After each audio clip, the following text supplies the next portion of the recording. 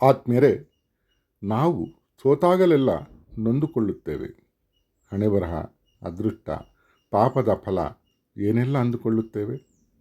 ಸುಮ್ಮನೆ ಆಗೋದೆಲ್ಲ ಒಳ್ಳೆಯದಕ್ಕೆ ಅಂದುಕೊಳ್ಳುವ ಮಂತ್ರ ನಮಗೆ ಒಂದಿಲ್ಲ ಒಂದು ದಿನ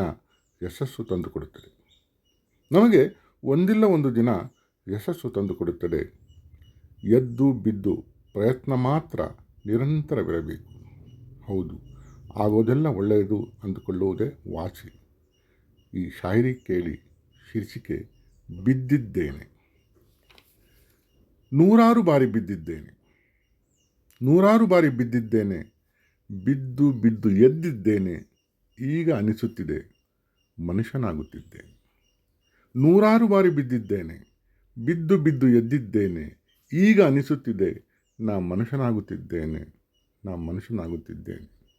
ಕೇಳಿದ್ದಕ್ಕೆ ಧನ್ಯವಾದ. ನಿಮ್ಮ ಮುಗ್ಧ ಬೇಕ್.